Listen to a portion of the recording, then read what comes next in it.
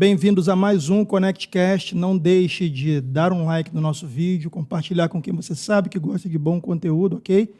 E aqui no QR Code na tela você pode passar o seu ano novo com dinheiro no bolso fazendo um crédito a partir de 0,99 com garantia de veículo. Entre e simule. Hoje eu estou aqui com o Dr. Ricardo, endocrinologista. Muito bem-vindo, Dr. Ricardo. Bom dia, Alexandre. Prazer estar aqui com vocês. Bom dia. O prazer é nosso em receber você. A gente tem tido aqui alguns atletas, alguns especialistas da área de saúde e a vinda do senhor aqui é providencial porque vira e mexe a gente entra num tema que todo mundo gosta de saber um pouco mais, entender um pouco mais e elucidar o que é real e o que é mito, que é reposição de testosterona. Então, já quero começar, doutor, conversando com o senhor sobre a sua especialidade, que é a endocrinologia, com uma pergunta. O tratamento de reposição de testosterona é indicado em que situações, de fato, só o exame já é base suficiente para que a gente possa fazer a reposição de testosterona? Como é que funciona essa dinâmica hoje? Alexandre, obrigado pelo convite.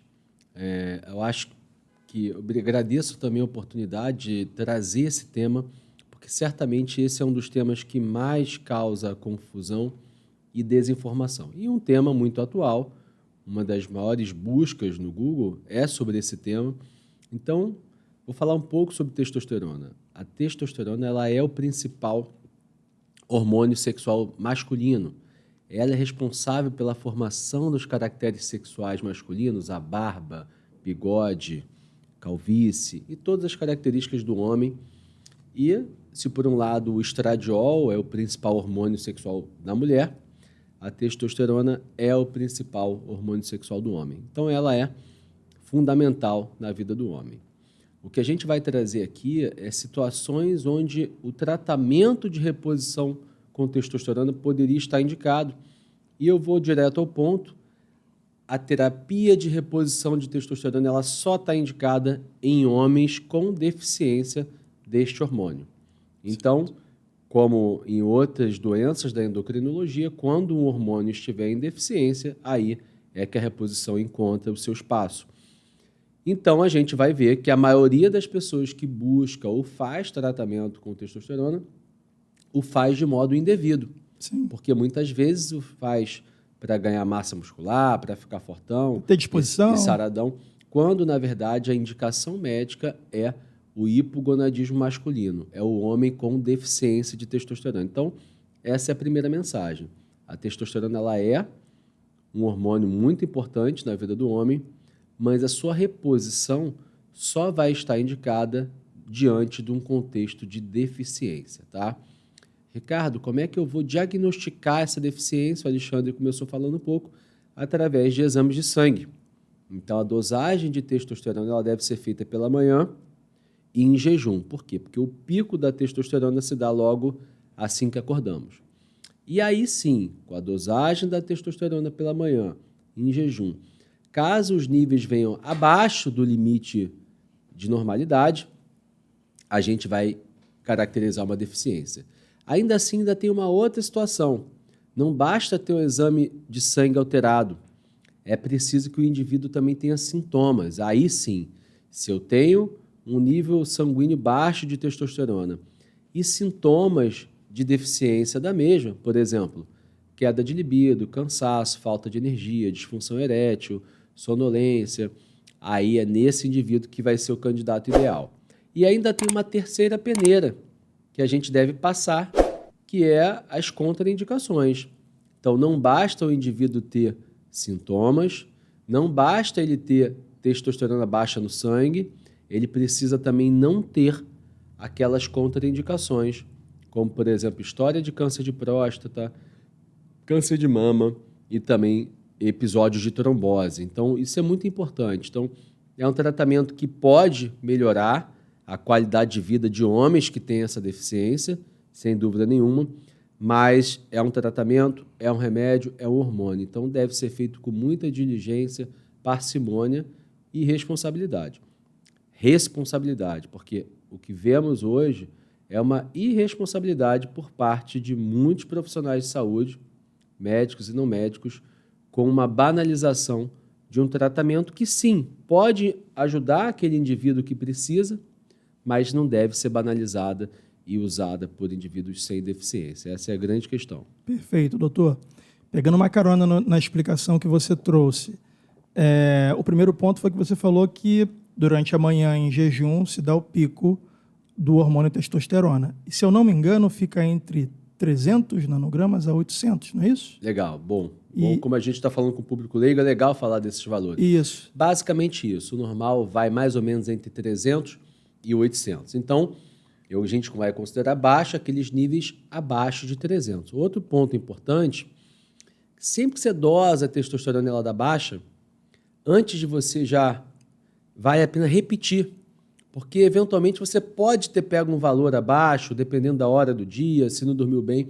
Então, além de fazer essa dosagem, para que a gente possa ter segurança, o exame deve ser repetido em pelo menos 2 ocasiões, para a gente aí sim poder fechar um diagnóstico exato.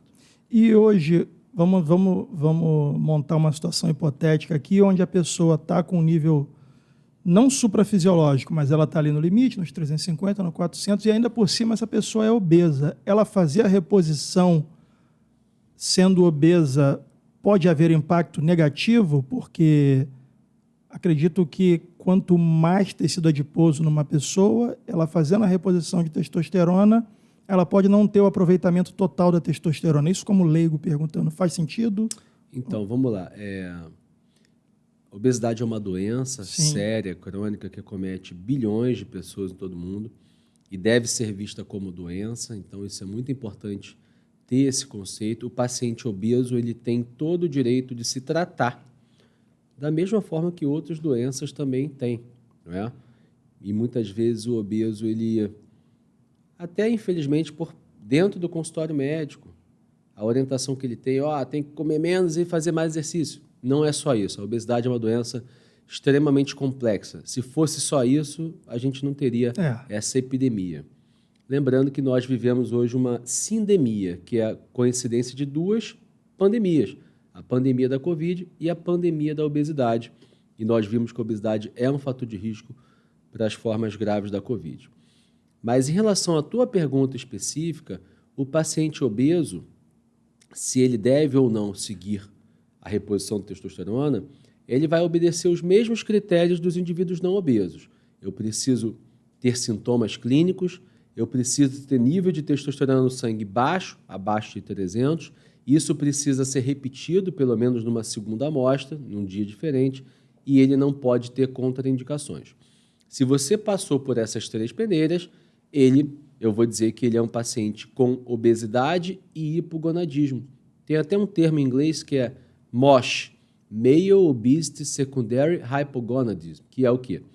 É o hipogonadismo associado à obesidade. Sim. Porque a obesidade, seja por uma inflamação sistêmica e seja por uma maior aromatização de testosterona e de estradiol, a obesidade é uma das principais causas que leva à baixa de testosterona. E, nesse contexto, mais uma vez, com a indicação adequada, com a deficiência, aí nesse contexto o tratamento da reposição pode inclusive melhorar o sucesso da perda de peso, uma vez que vai promover uma melhora de massa magra e até uma redução de tecido adiposo. Então, a reposição de testosterona em obesos com deficiência pode até ajudar a longo prazo numa melhor composição corporal do indivíduo. Então, o indivíduo obeso é muito comum nos depararmos. Então, se pegarmos os casos mais graves de obesidade, que a gente chamava anteriormente de obesidade mórbida, esse termo, pelo aspecto pejorativo, hoje a gente diz obesidade grave ou obesidade grau 3. 40% a 50% desses indivíduos têm deficiência de testosterona. E, às vezes, vai levar a fraqueza, falta de energia, que vai impedir ou dificultar o camarada de fazer exercício físico, aí vai piorar a obesidade, então a gente entra num ciclo vicioso. Então, o tratamento nesse contexto adequado, que eu faço questão de colocar, em indivíduos com deficiência, em indivíduos com sintomas, aí nesse contexto ele pode ser útil e pode ajudar. Então, quando a gente vê um indivíduo obeso e repara nele uma ginecomastia, um seio, esse indivíduo ele já está aromatizando, provavelmente, porque a obesidade está convertendo a testosterona mesmo a produzida de maneira endógena em estradiol. Sim, é exatamente isso. Então, a ginecomastia acaba sendo mais comum no obeso por conta dessa maior aromatização. Como você mencionou, vale a pena também destacar que, às vezes, a mama não é ginecomastia propriamente dita, e sim gordura, que é lipomastia. E isso pode ter diferença em termos de tratamento. Tudo bem? Entendi. Doutor, então, em tese, quem faz a reposição de testosterona faz de forma contínua. Ela não tem interrupção? Em tese, sim. Mas é um tratamento, como vários outros da medicina, que deve ser sempre reavaliado. Então, hoje, o indivíduo que... Vou dar o exemplo do meu pai, que tem deficiência por conta da idade, que a gente chamava antigamente de andropausa. Então, ele tem essa situação, ele faz a reposição e ele melhora bem a questão do humor, a tristeza, sintoma depressivo. Ele não tem contraindicação. Pode ser que daqui a 6 meses a coisa mude. Então, essa terapêutica deve ser acompanhada com exames laboratoriais, com dosagem do hematócrito, porque se o hematócrito sobe demais, a gente precisa dar um tempo na reposição. Avaliação do perfil lipídico, colesterol, triglicerídeo. A dosagem sanguínea de testosterona, porque a gente quer repor para jogar ela para o nível normal. Se você repõe e joga ela para níveis suprafisiológicos, eu vou estar fazendo mal. Então, testosterona a gente não quer nem baixa nem alta, a gente quer que ela fique na faixa de normalidade. E acompanhar também com o PSA. Hoje, os estudos mostram muito claro que testosterona não causa câncer de próstata, mas em indivíduos que têm câncer de próstata, a testosterona pode fazer o tumor crescer. Por isso que a dosagem do PSA ela faz parte do acompanhamento. Então, um indivíduo que teve um parente de grau 1 com câncer de próstata, provavelmente é contraindicado para esse indivíduo a reposição? Então, não é contraindicado, mas você vai ficar de olho.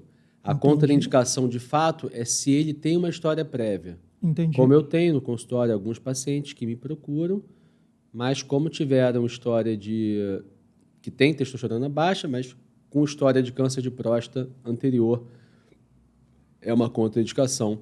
Existem estudos que estão avaliando esse cenário, mas hoje, dia 22 de dezembro de 2021, câncer de próstata é uma contraindicação ainda à terapia de reposição de testosterona.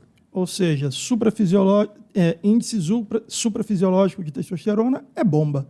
O cara que está botando a testo em 1000 e achando que está repondo, está tomando bomba e ponto final. É o que você falou. Então, uma pergunta interessante. Às vezes o paciente pergunta, doutor, qual é a diferença da reposição para a bomba? A diferença é o paciente. Se eu estou dando um hormônio para um indivíduo que tem deficiência desse hormônio, eu estou fazendo um tratamento farmacológico como outro qualquer. Se eu estou dando para um indivíduo que não tem nenhum problema, eu estou dando bomba, porque esse indivíduo não precisa. É isso. Tiveram até alguns comentários aqui, porque eu trouxe um preparador físico que faz preparação física de atletas, tanto aqui quanto lá nos Emirados também, e ele estava comentando que alguns atletas campeões de jiu-jitsu perderam seu título porque foram flagrados no exame antidoping.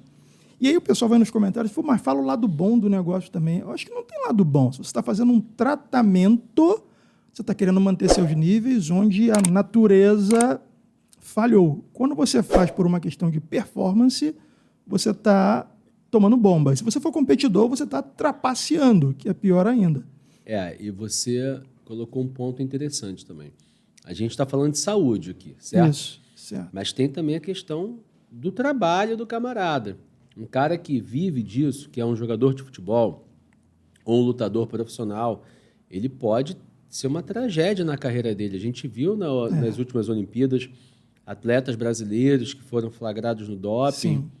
E por substâncias prescritas por médico. Então, médico que trabalha com atleta de alto rendimento tem que ter o dobro, o triplo de cuidado, porque não é só a saúde, é uma questão relacionada também à carreira do indivíduo, né? O indivíduo que leva um gancho por um doping, 1 ano, 2 anos, 3 anos, 4 anos, você pode acabar com a carreira do indivíduo. E isso, se for um indivíduo que está começando a despontar, isso pode ser fatal. para ele. A gente tem casos de atletas, né, já muito famosos, que caíram no doping, mas já era muito famoso, ficou um ano sem lutar, continua famoso. Sim. Isso num atleta que está despontando, isso pode ser ainda mais deletério. Então, questão da saúde, hormônio é coisa séria e não deve ser usado para fins estéticos. E 2, a questão do risco do doping. E só para falar um pouquinho do doping, lembrar que muitas vezes esse doping pode vir mascarado num suplemento alimentar. Isso, a contaminação. A contaminação que é cruzada. o traço, né? A centrífuga que faz uma coisa, faz tudo. E mesmo produtos importados, eles podem estar contaminados. Tem um trabalho norte-americano que 20 e tantos % dos produtos tinham inconsistência entre o rótulo e o que estava dentro realmente, e alguns com produtos proibidos, produtos até de uso veterinário, hormônios. Caramba. Então, não é só olhar o rótulo e saber se está tudo certo. Tem que saber que existe o risco também de contaminação. Por isso que num atleta de ponta, até mesmo o suplemento, depois se você quiser entrar no suplemento, até mesmo o suplemento deve ser adquirido com toda a cautela. Saber qual é o laboratório. De preferência. Eu tive a oportunidade de escrever para a ABCD, que é a Agência Brasileira do Controle de Doping, e a gente colocava bem isso. Legal. Quando for comprar o suplemento, especial um atleta de ponta, é um atleta que vai eventualmente se submeter a um teste de doping. Chega mais perto do microfone. A um teste de doping. Então, o ideal é que ele compre numa loja física, evitar a compra pela internet. Ele exija a nota fiscal, onde conste o CNPJ daquela loja específica e, preferencialmente, que ele compre sempre 2 produtos, e um mantenha fechado e lacrado, para que possa servir como contraprova. Perfeito. Então, vou dar um exemplo aqui, claro. O paciente vai comprar uma creatina, o ideal é que comprasse 2 potes da mesma marca, do mesmo lote, numa empresa física com CNPJ e emissão de nota fiscal.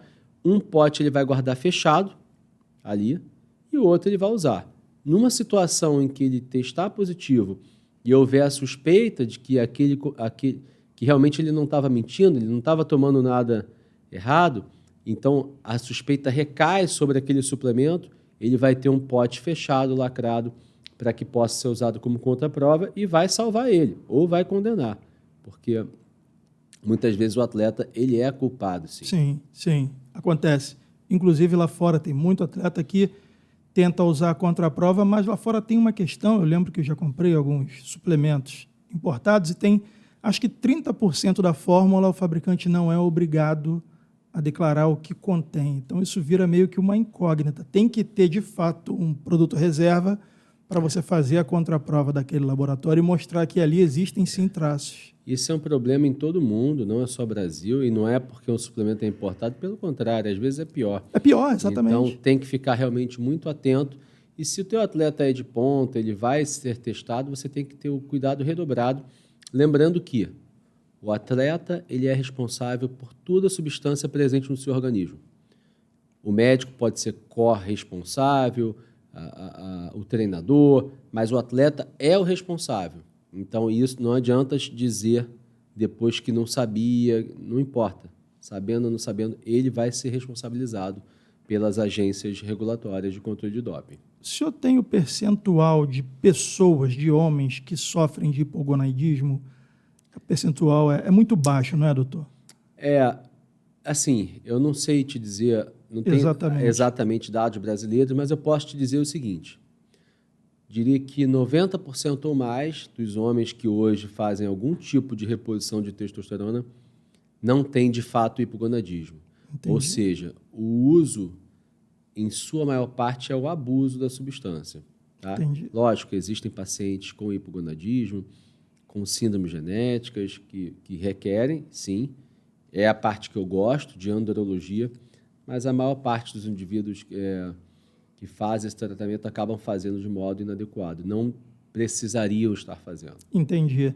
E hoje a gente tem tecnologia suficiente para, na suplementação, a gente buscar talvez a performance que a gente queira, a saúde ou até mesmo a estética, que grande parte das vezes é estética.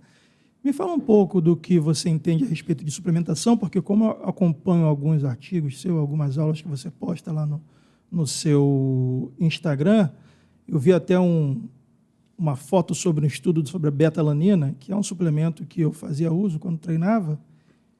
Beta-alanina, você toma ela em 5 minutos, você começa a sentir tudo coçar. Formigamento, e fala, cara, faz efeito. Não tem jeito. Ali não resta dúvida que está funcionando alguma coisa. Qual é o princípio ativo da beta-alanina, para que ela é boa? E me fale dos suplementos que você hoje recomenda e fala, olha, aqui eu consigo garantir que há efetividade e que faz bem, enfim. Entendi. Eu vou começar pela resposta mais global. Então, sim, os suplementos alimentares, eles são permitidos, não é? Então, eles podem fazer parte da vida do atleta, mas é importante que o atleta tenha um volume de treinamento. Aquele indivíduo que faz musculação 2, 3 vezes por semana na academia do prédio, provavelmente ele não precisa do suplemento, ele precisa de uma alimentação adequada. Por outro lado, você pega um atleta de luta profissional ou um atleta de triatlo, aí já é o contrário. Dificilmente ele vai conseguir suprir todas as demandas nutricionais, calóricas, proteína, carboidrato e vitaminas só com alimentação. Então, muitas das pessoas querem usar suplementos e não precisam, mas também tem o outro que precisa e deveria usar. Tá?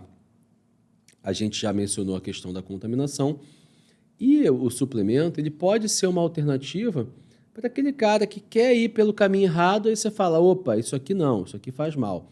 Mas a gente pode usar suplementos que pode melhorar a tua performance, que pode melhorar a sua composição corporal.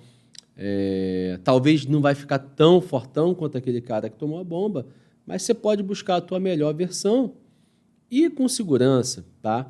E aí, nesse contexto, existem 6 suplementos, existem centenas de suplementos, mas apenas 6 são considerados categoria A. O que é categoria A? É aquele que tem evidência de eficácia e também segurança. A minha sugestão é que a gente fique com os suplementos categoria A. Quais são, doutor? E aí a gente vai falar, basicamente, você falou a beta-alanina, e eu vou citar mais 2. A beterraba, que através do nitrato, ela pode promover uma melhora da oxigenação, e também o bicarbonato de sódio. Então, falei para vocês 3 suplementos com a letra B de bola. Bicarbonato, extrato da beterraba e a beta-alanina.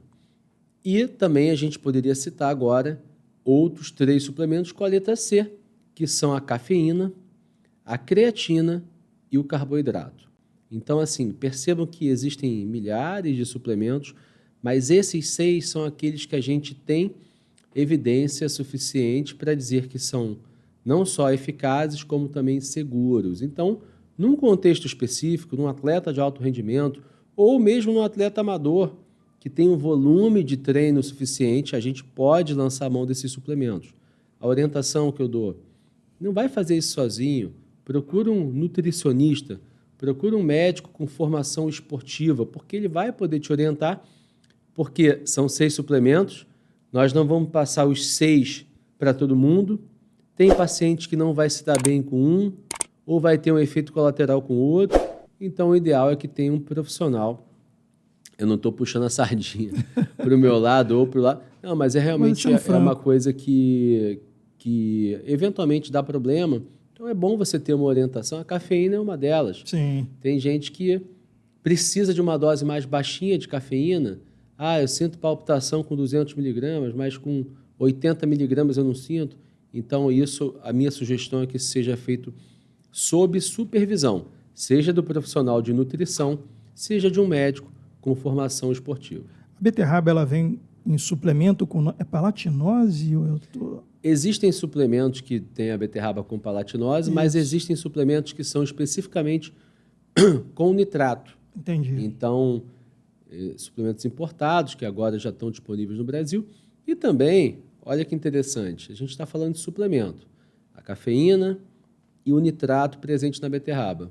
Mas, eventualmente, você pode conseguir isso na alimentação. Comendo bem. 1, 2, 3 cafés expressos, muitas vezes vai dar uma dose de cafeína que vai ser ergogênica, que vai funcionar para aquele indivíduo. Da beterraba, o suco de beterraba, a gente tem essa orientação de 2 a 3 beterrabas perfazendo 150 a 200 gramas. E aí você pode botar um limão, uma laranja e o suco. Então, assim, conversar com o paciente, é o perfil de cada um. Tem paciente que é mais natureba e gosta, ó, eu vou querer tomar um suco rosa, um suco de beterraba, desde que seja feito com as especificações adequadas, ele não vai precisar recorrer ao suplemento, ele pode fazer isso através do alimento, que é o caso do suco. Entendi. Interessante. Doutor, aqui não precisa... Se você tiver alguma marca que você conheça e queira falar, fica à vontade, a gente não tem restrição de nada aqui. Não, eu não tenho nenhum conflito de interesse com nenhuma indústria de suplementos. Essa marca da beterraba que eu estava me referindo se chama Birit. Eu acho que é uma marca importada, mas que agora tem um site brasileiro e eu tive pacientes que compraram. E a maioria dos estudos é com essa marca. Então, legal. É interessante porque aí tem a questão da dosagem. Você vai ter uma série de suplementos que diz que tem uma substância X, mas numa dose muito baixa. Então, logicamente, assim como um remédio, não adianta você dar um antibiótico numa subdose, você vai ter que dar na dose certa. Sim. Então, além de escolher o suplemento certo para o atleta certo, você tem que utilizar a dose adequada para que você tenha aquele benefício, certo? Perfeito. Eu não vi você falar em proteína, whey protein. O que você me diz? Legal. Certamente esse é o suplemento mais utilizado e é um excelente suplemento. O whey protein, que é a proteína do soro do leite, né? O whey é soro em inglês, ela não é uma proteína, é um conjunto de proteínas presente ali no soro do leite. Tem anticorpos, tem lactoferrina, tem substâncias bactericidas. Então, realmente, é um conjunto de proteínas que contém aminoácidos essenciais, que são muito bem-vindos. Não é um suplemento daqueles 6 que promove melhora de performance, mas pode promover melhora de composição corporal. Então, a gente deu o exemplo do indivíduo obeso. Imagina que ele vai tomar, à tarde, um pão com manteiga e uma Coca-Cola. Você imagina se ele não tomar esse lanche e tomar um whey protein. É uma troca muito mais vantajosa, porque menor conteúdo calórico, conteúdo proteico que vai ajudar na construção de massa muscular e sem contar o efeito da proteína sobre a saciedade. Quando a gente come proteína, a gente fica mais saciado, mais cheio. E isso pode ser uma estratégia nutricional que pode ser utilizada no paciente que visa perda de peso, por exemplo. Então, eu não mencionei porque ele não melhora a performance, mas é um dos suplementos mais utilizados e que tem um espaço amplo, inclusive no tratamento adjuvante de pessoas com sobrepeso, síndrome metabólica, diabetes tipo 2. Então, às vezes a pessoa fica um pouco... Então, pensa nessa troca que eu mencionei, um pão com manteiga e uma Coca-Cola por um whey protein. Não tenho dúvida nenhuma que seria uma troca muito vantajosa por se tratar de um alimento com alto valor biológico. Sim. Acredito que as pessoas ainda associam whey protein a produto de quem treina. E não necessariamente. Não necessariamente. Quer ver uma população que se beneficia e muito de proteína? O idoso, o velhinho. Por quê? O velhinho, pelas questões hormonais, ele começa a perder massa muscular. O velhinho começa a comer menos, seja por problema de dente, seja por um menor apetite, e seja porque ele usa remédios para outras situações que às vezes atrapalham o apetite. Então é muito comum o velhinho ter essa perda de massa muscular, fraqueza muscular, numa condição que nós chamamos de sarcopenia. Então, o uso de proteína no idoso, o uso de creatina naquele idoso que faz exercício, ele também é muito bem-vindo. Lembrando aqui, já que falamos dos idosos, todo idoso deveria fazer musculação. Todo, doutor. Todo, porque realmente o risco de queda aumenta na terceira idade, o idoso perde muita massa muscular por uma gama de fatores inflamatórios, doenças, medicamentos, inatividade, sedentarismo, tabagismo. Então, a musculação é uma forma de minimizar. Então, talvez no futuro fosse mais interessante que essas pracinhas do idoso tivessem exercícios com peso. Com peso, porque verdade. isso talvez certamente se traduziria no maior benefício clínico. Entende? Entendo. Você falou da creatina, doutor. Talvez seja um dos suplementos depois do whey protein que mais se faz uso, aí falando já de quem treina. Me explica um pouco do princípio ativo da creatina, porque existe uma lenda que as pessoas acham o seguinte: se eu tomar creatina, eu vou reter líquido, então não vou tomar creatina. É realmente assim que funciona? Não tem nada a ver?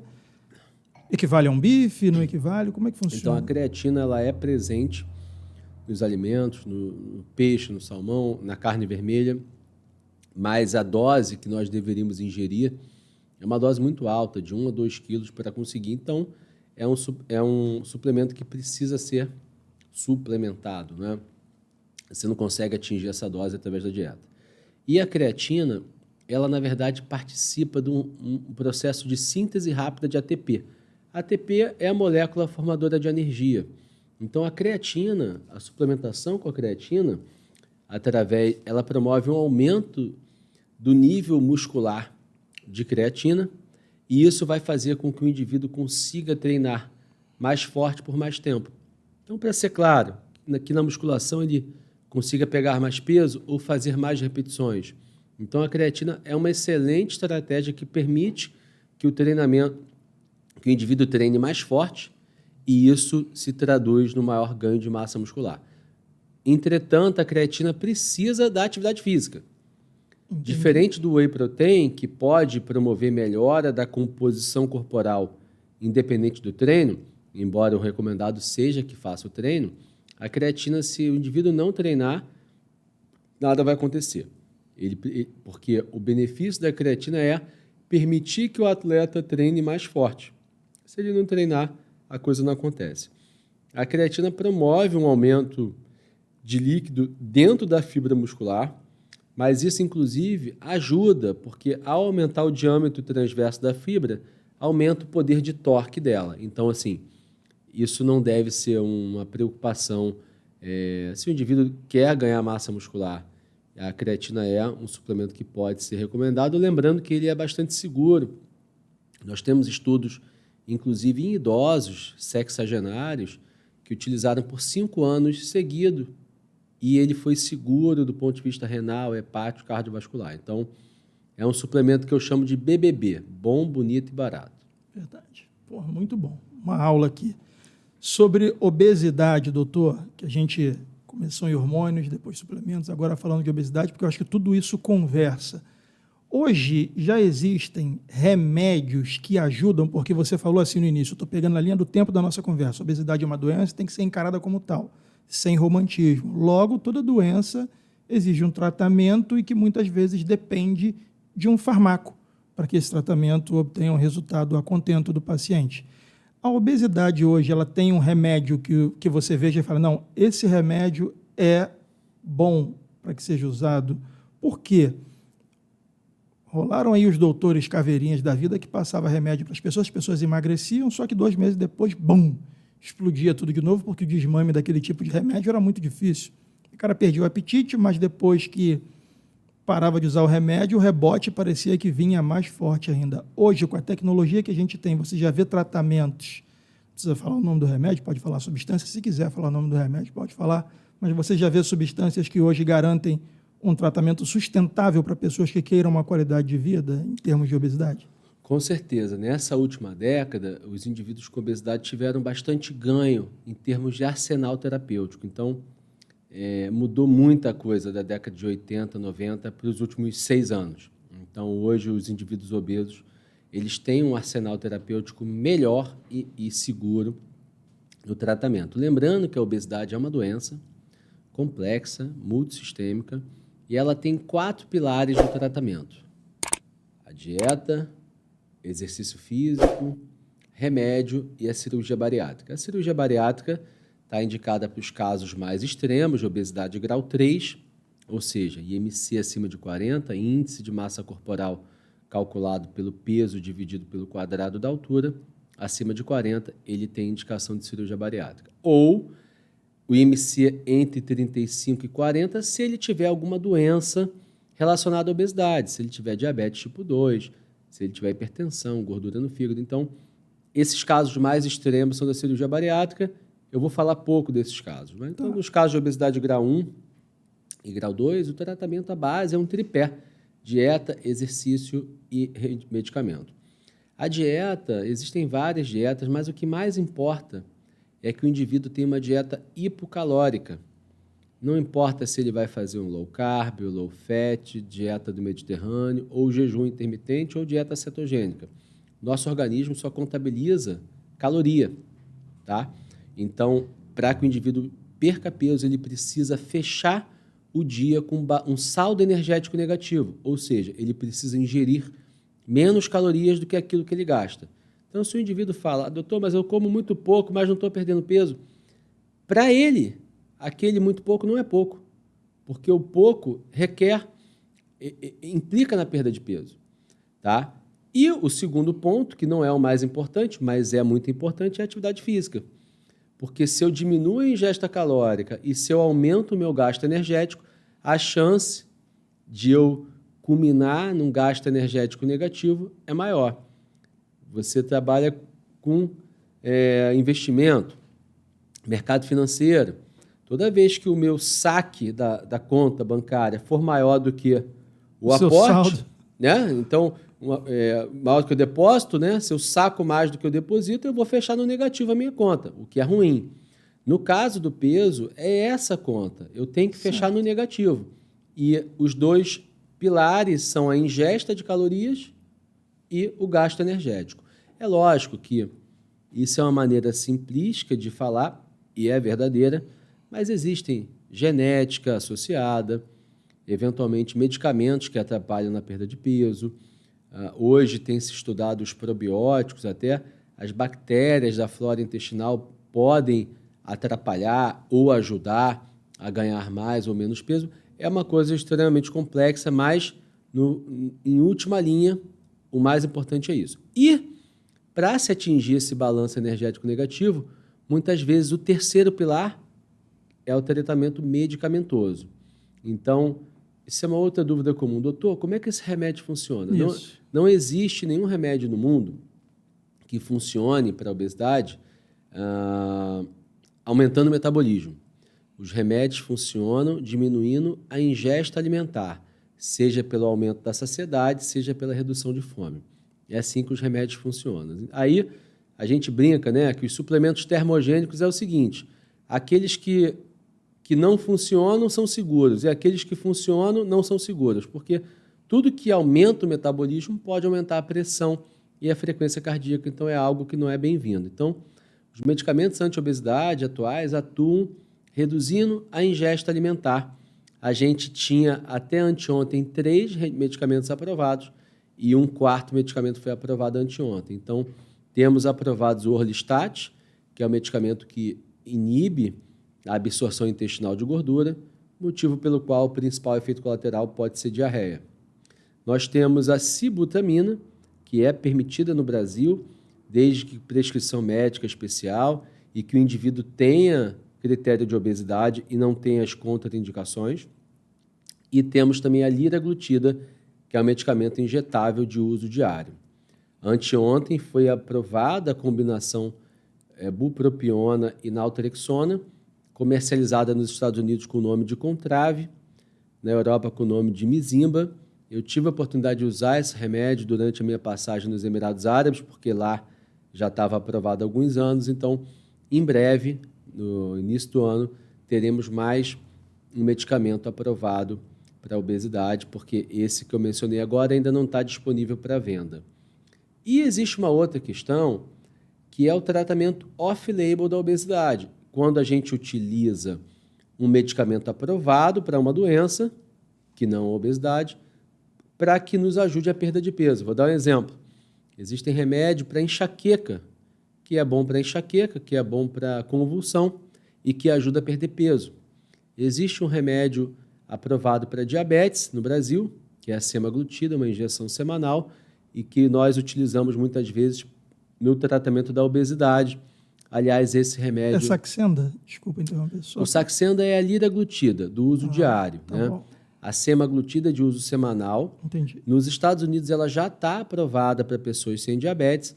No Brasil ela está aprovada para pessoas com diabetes, mas nós podemos, de modo off-label, usar também para pessoas com obesidade, uma vez que temos estudos e já está até aprovada pelo FDA, então em breve vai ser aprovado também aqui. Então, o médico eventualmente pode lançar mão de medicamentos aprovados para alguma outra doença e que ajude o indivíduo a perder peso, desde que faça com uma racionalidade e obedecendo às indicações e contraindicações. Entendi.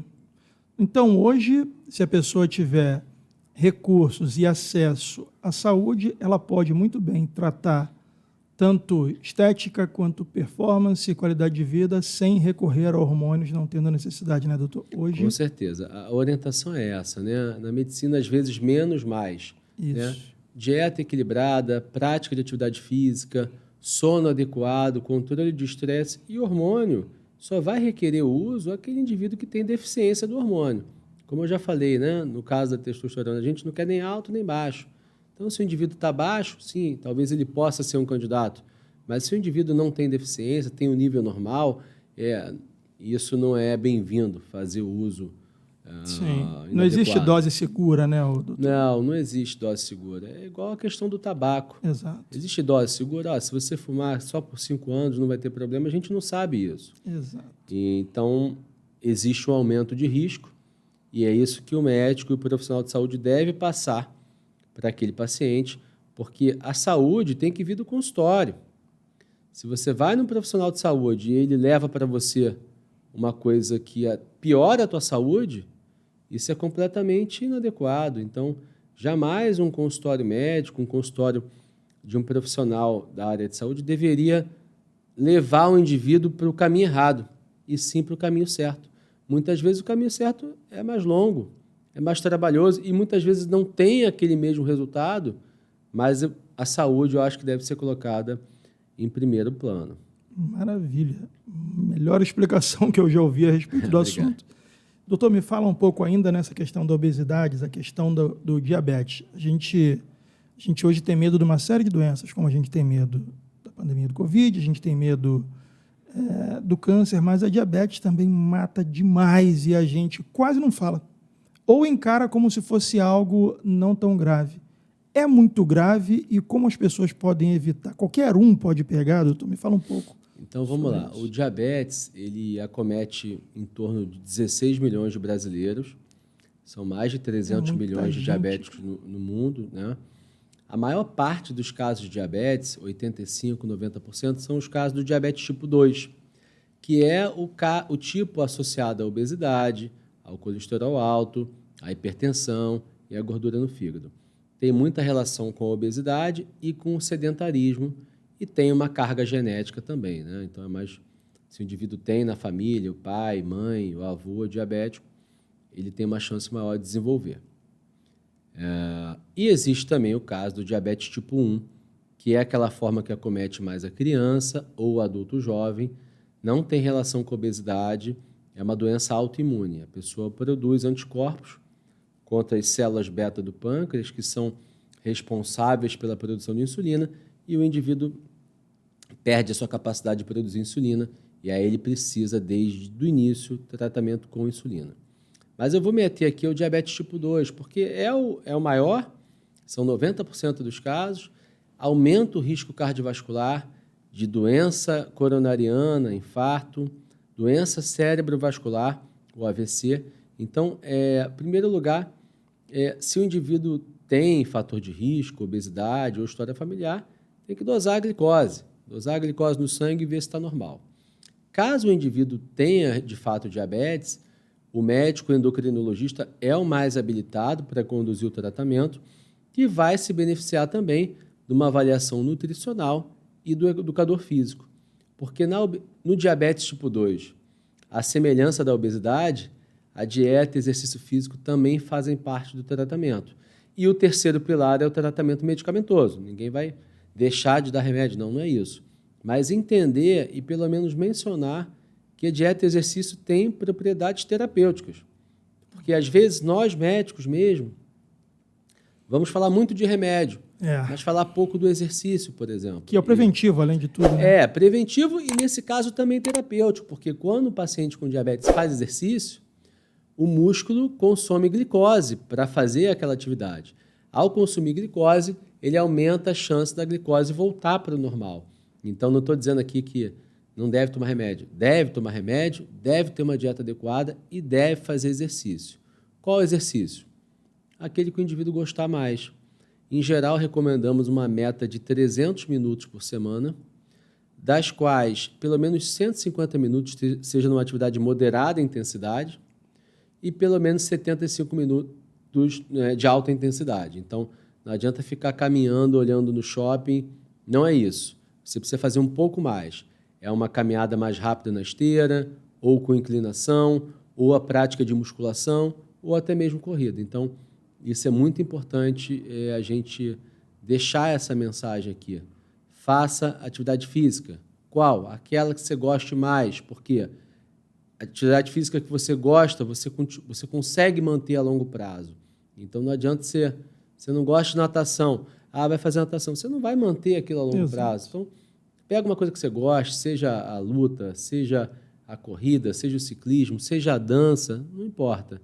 E tente bater essas metas semanais, porque o exercício, assim como o remédio, tem dose. Se você der uma dose pequenininha, talvez não vá funcionar. Perfeito. Importante repetir o que você trouxe aí da meta semanal, 300 minutos de exercícios semanais, sendo deles... Pelo menos 150 minutos numa atividade moderada intensidade, é aquele que você não consegue falar, por exemplo, tranquilamente, e pelo menos 75 minutos de alta intensidade. Na alta intensidade, a sua frequência cardíaca ali bate 80%, 90% da frequência cardíaca máxima, você já não consegue falar. Então, imagina você na esteira correndo no teu máximo ali. Imagina, meu máximo era 14 km por hora, não consigo falar. Então, aquilo é alta intensidade, tá? E chamar a atenção dessa questão da intensidade, porque se fosse só caminhar, estava todo mundo no shopping, na rua caminhando, e não é isso. A gente precisa de um pouquinho mais. Hoje tem se mostrado muito o benefício do HIIT, do exercício intervalado de alta intensidade, os programas de reabilitação cardíaca em pessoas que já infartaram, com problemas de insuficiência cardíaca, também trabalha com exercícios de alta intensidade. Então, hoje a gente sabe muito bem. É lógico, ninguém vai sair daqui ouvindo esse podcast e vai se inscrever numa maratona amanhã. Não, se o indivíduo tem que ter uma avaliação cardiológica para saber se ele pode fazer exercício físico, mas a grande maioria das pessoas pode, não só pode, como deve. Tá? E mesmo aquelas que não podem, elas devem fazer um ajuste para fazer aquele exercício que for mais adequado. O que não pode é não fazer. Isso não pode. Então, é difícil ver um médico falando isso como regra. Muito. Já valeu a entrevista inteira você mencionar que o exercício físico é tão importante quanto qualquer outra etapa do tratamento. E mais, o exercício físico devia vir entre as prioridades da vida, tanto quanto o trabalho, porque vamos imaginar, olha o que você está trazendo para a gente aqui de presente, e falando o seguinte, olha, o exercício físico ele é necessário tanto para a manutenção quanto para o tratamento. Só que hoje, se você parar para pensar, as pessoas trabalham, arranjam tempo para o happy hour do trabalho, mas não arruma tempo para se exercitar. E aí cai, voltando na linha do tempo da conversa, cai naquela história do obeso, que já está aromatizando, já está roubando testosterona dele mesmo e transformando em hormônio feminino, o índice metabólico desse cara cai, o que ele come pouco não é suficiente para dar um balanço de calorias negativo. No final do dia, ele nunca faz exercício, porque está cansado, pega diabetes e morre. Esse é o prognóstico de grande parte dos cidadãos no Brasil e no resto do mundo. Por que você acha que hoje ainda não se fala de exercícios físicos como se poderia falar nos consultórios? Doutor, joguei uma batata quente na sua mão. Eu acho que isso é responsabilidade nossa, né, dos médicos, dos profissionais de educação física. Eu até vejo uma tendência de melhora nisso. Então, se você for na praia hoje, quantidade de treinamento funcional, eu acho que hoje a gente tem uma tendência de falar mais nisso do que há 2, 3 décadas atrás. Por exemplo, hoje fuma-se muito menos do que na década de 70, porque já se sabe dos efeitos nocivos e deletérios do tabaco. E o exercício é o contrário. Hoje vem se falando mais, porque se sabe dos benefícios. Agora, devemos falar mais e mais. Então, eu fico feliz de estar aqui podendo falar. Então, se eu conseguir convencer alguém de vocês ou algum familiar que não faz exercício e que ele deixe de ser sedentário, isso já é de utilidade pública. Tá? Então, todo mundo tem em casa alguém, sobretudo de mais idade, que não faz exercício, deve estimular. atividade física deve ser estimulada desde a infância. Uma criança sedentária ela tem um risco muito maior de se tornar um adulto sedentário. E o sedentarismo, por que não, é também uma doença crônica, porque tem uma série de doenças que podem advir do sedentarismo e deixar de ser sedentário pode prevenir uma série de doenças, não só o diabetes tipo 2, ajudar no tratamento da obesidade e, principalmente, na saúde mental. Quantos nos são os pacientes, e eu posso me incluir aqui tranquilamente, que faz exercício muito mais para a saúde mental do que para ficar forte ou para ficar magro. A gente sabe do benefício do exercício. Muito bom. Doutor, quer deixar algum recado para a nossa audiência? Então, fechando esse bloco, né, então, terapia de reposição de testosterona ela é coisa séria e só deve ser feita para indivíduos que têm deficiência e que não tenham contraindicações. O segundo ponto, que os suplementos alimentares são muitos, mas apenas alguns poucos têm evidência de eficácia e segurança, e a gente deve ficar com esses poucos para que a gente não tenha problema e não vai utilizar para todo mundo. Vai pegar um atleta que tem um volume de treino, esse pode utilizar de fato. Beta-alanina, bicarbonato e extrato de beterraba são 3 importantes. Creatina, cafeína e carboidrato também são os outros 3, então são 3 com a letra B e 3 com a letra C. E para fechar, obesidade é coisa séria. Ela é uma pandemia, não é só Brasil. Então a gente precisa encarar com responsabilidade, não ao preconceito. Então, o indivíduo obeso ele já passou por uma série de preconceitos. Então, quando ele vai no profissional de saúde, ele quer ajuda. Não ele quer mais não quer que apontando o o dedo. Exatamente. E lembrar que dieta, exercício e medicamentos são os 3 principais pilares do tratamento da obesidade. E aqui não é um ou outro ou outro. A gente tem que fazer os 3, muitas vezes, combinados para que a gente tenha uma chance de sucesso maior. Se uma pessoa que estiver ouvindo você aqui da nossa audiência quiser te procurar, doutor, qual o melhor caminho, o melhor canal? Hoje eu acho que o canal mais fácil de comunicação é o Instagram. Que é o @ricardooliveira.endocrinologia.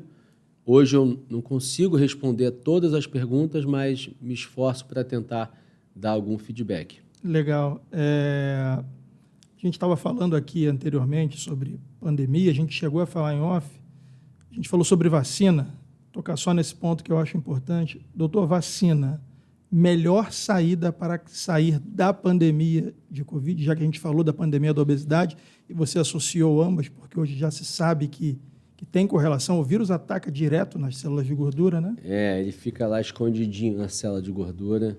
Eu vi isso. Não são só as comorbidades do obeso. Não, a própria obesidade, porque a gente descobriu que a célula de gordura é um verdadeiro reservatório. Isso também acontece com a influenza, com o vírus da gripe, mas com o Covid também. Então, é um grande reservatório, fazendo com que o obeso tenha carga viral maior e seja considerado uma comorbidade, sobretudo as formas mais graves da obesidade. Então, em relação à vacina, eu acho que é muito claro, né? Então, seria de uma estupidez completa negar o impacto, a importância da vacina. A gente, no Brasil, chegou, acho que, ter mais de 3 mil óbitos por dia. Sim. Depois das vacinas, a gente conseguiu baixar do patamar de 300. Agora está mais confuso, porque tem alguns estados que não estão conseguindo informar. Mas, em todo o mundo, o impacto da vacina é muito claro. O que a gente tem que prestar atenção a essas novas variantes. Não sabemos ainda o impacto que elas vão ter. Esperamos que as vacinas tenham uma proteção também sobre essas variantes, mas aí já são cenas dos próximos capítulos. Exato. Até o momento é estimular quem não foi vacinado, porque a pessoa que se vacina está protegendo ela e os outros que a cercam. Sim. Então, acho que isso ficou muito claro, né? Então, acho que negar isso é igual... É absurdo. É igual dizer que o verão no Rio de Janeiro não é quente. Então... que no verão aqui neva. Seria mais ou menos isso. Seria de uma loucura absurda. É isso. Doutor Ricardo, muito obrigado pela sua presença. Espero que a gente consiga trazer você aqui mais vezes, de repente fazer uma uma dobradinha entre você e algum outro atleta, que eu sei que você também curte esporte, artes marciais e tudo mais. Para a gente foi um prazer receber você aqui para tirar a dúvida da nossa audiência. Agradeço muito. Obrigado pelo convite, foi uma honra estar aqui com vocês e espero que a gente possa ter passado informação de qualidade. Vivemos uma época que o acesso à informação ele é muito fácil, entretanto a qualidade da informação e até mesmo veracidade é um grande problema. Então acho que teu canal é uma forma da gente colocar de modo bastante claro e baseado em ciência quais são as verdades relacionadas a esses assuntos que nós mencionamos aqui hoje. Obrigado, doutor. Eu que agradeço. Forte abraço, pessoal. Tchau.